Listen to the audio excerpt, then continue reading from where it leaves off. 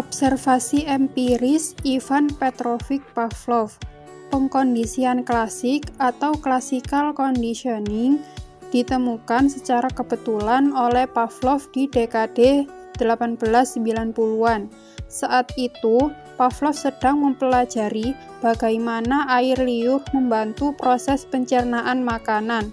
Pavlov menggunakan seekor anjing sebagai binatang percobaan. Jalan eksperimen tentang refleks berkondisi yang dilakukan Pavlov adalah sebagai berikut. Tahap pertama, di mana anjing bila diberikan sebuah makanan atau UCS, maka secara otonom anjing akan mengeluarkan air liur atau UCR. Tahap kedua, jika anjing dibunyikan sebuah bel, maka ia tidak merespon atau tidak mengeluarkan air liur. Tahap ketiga, jika anjing diberikan sebuah makanan atau UCS, setelah diberikan bunyi bel atau UCS terlebih dahulu, maka anjing akan mengeluarkan air liur atau UCR akibat pemberian makanan.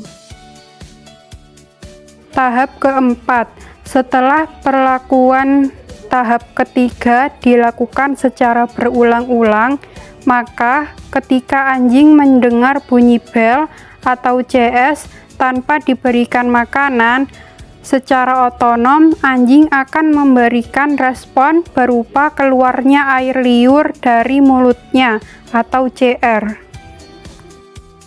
Selanjutnya ada konsep teoritis utama yang dibagi menjadi 6. Yang pertama, excitation dan inhibition.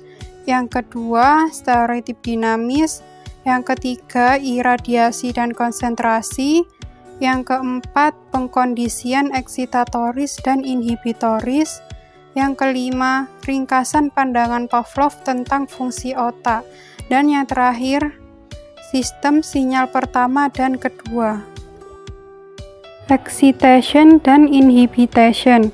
Menurut Pavlov, dua proses dasar yang mengatur semua aktivitas sistem saraf sentral adalah excitation atau eksitasi dan inhibition atau hambatan. Pavlov berspekulasi bahwa setiap kejadian di lingkungan berhubungan dengan beberapa titik di otak, dan saat kejadian ini dialami, ia cenderung menggairahkan atau menghambat aktivitas otak, atau yang biasa disebut dengan cortical mosaic.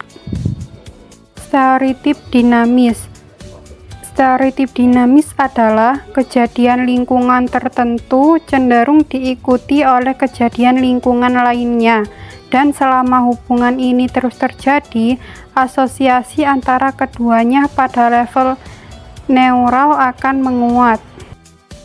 Iradiasi dan konsentrasi.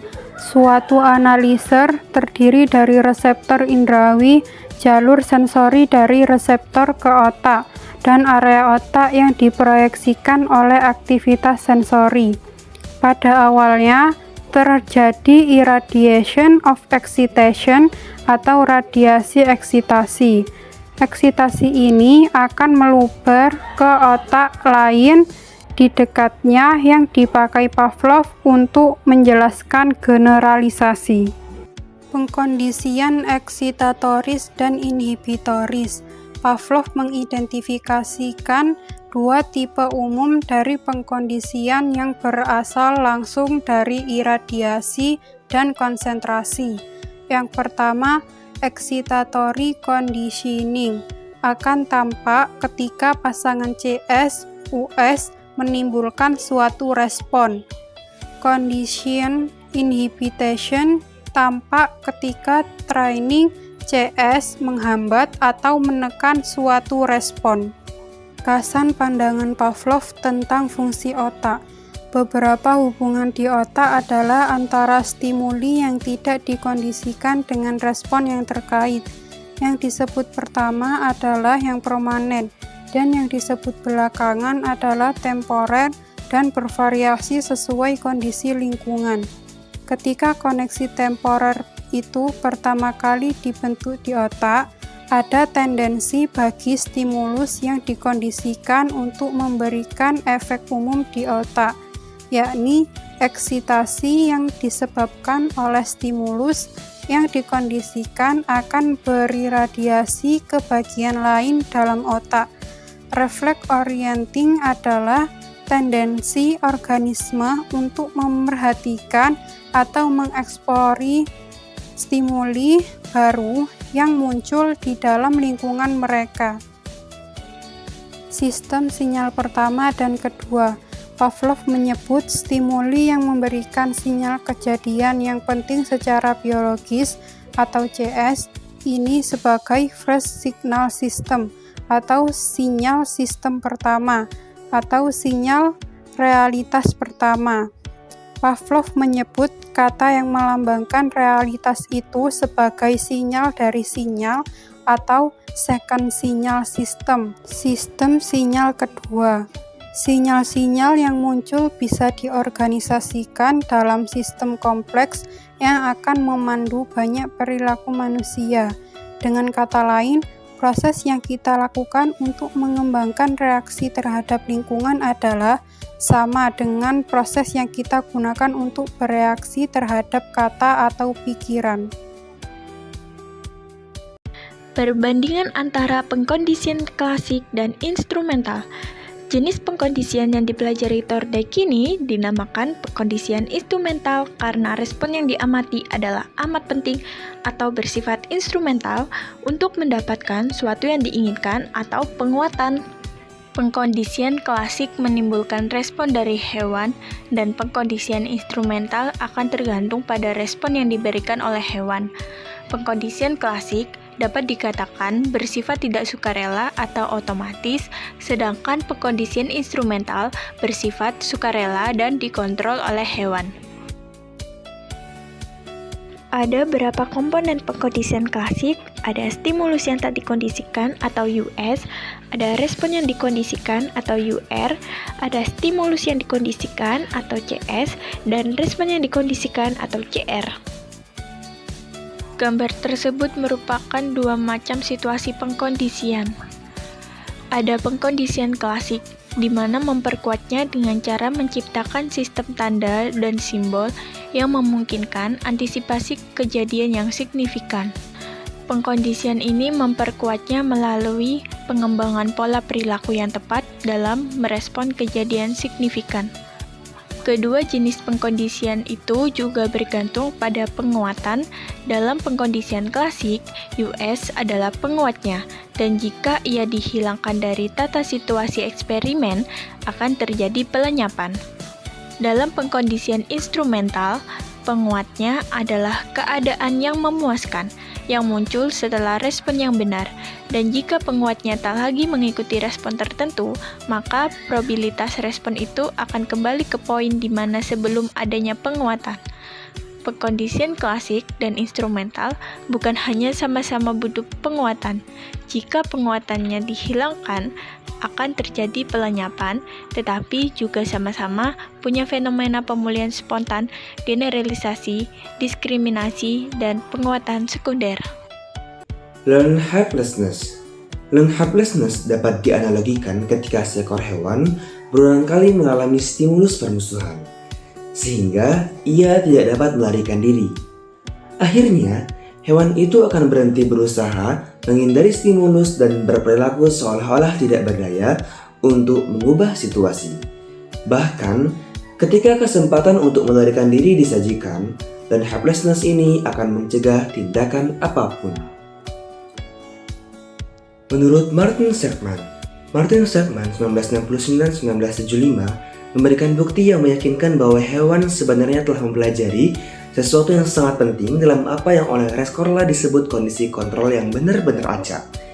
Dalam analisisnya, Seligman pertama-tama menunjukkan bahwa dalam eksperimen pengkondisian klasik, organisme adalah tak berdaya atau helpless, dan organisme itu mengetahui bahwa keadaan dirinya adalah tak berdaya. Fase penelitian. Yang pertama, hewan mengetahui bahwa mereka tidak bisa berbuat apa-apa untuk menghindari setum, dan yang kedua, mereka tidak bisa mencoba untuk berbuat sesuatu.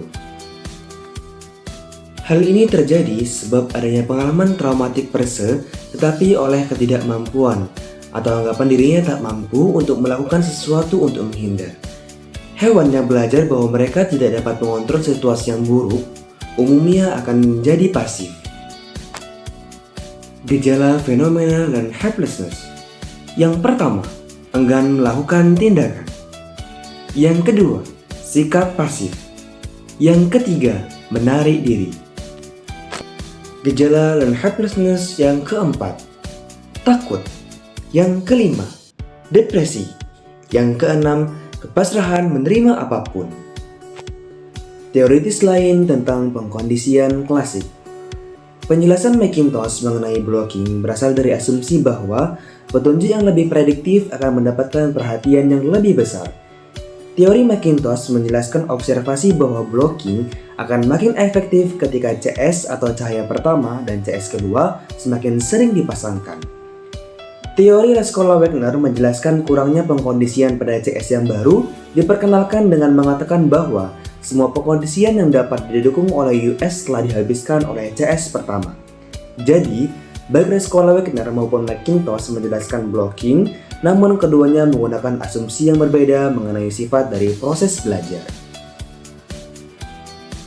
Surprisingness, keterkejutan, dalam usaha menjelaskan blocking Kamin 1969 berpendapat bahwa ketika US pertama datang, hewan akan terkejut. Jika CS selanjutnya mendahului US, hewan pelan-pelan belajar untuk memperkirakan adanya US tak lama setelah CS dihadirkan. Pada akhirnya, hewan tak lagi dikejutkan oleh US dan tidak ada lagi pengkondisian tambahan. Menurut Carmin, ketika CS membangkitkan memori tentang US, kejadian US tidak lagi mengejutkan dan tidak ada alasan untuk belajar apapun dalam kondisi itu. Jadi, menurut Carmin, mekanisme yang menjelaskan pengkondisian klasik adalah keterkejutan. Blocking mudah dijelaskan dengan konsep keterkejutan ini karena stimulus A memprediksikan akan adanya US. Kejadian US tak lagi mengejutkan pada stimulus B, diperkenalkan dan karenanya tidak ada pengkondisian pada stimulus B. Menurut kami, tidak ada kejutan berarti tidak ada pengkondisian. Wagner 1969, 1971, dan 1978 mengkolaborasikan dan memperdalam pendapat kami bahwa keterkejutan direduksi atau dihilangkan selama CS membangkitkan ingatan US.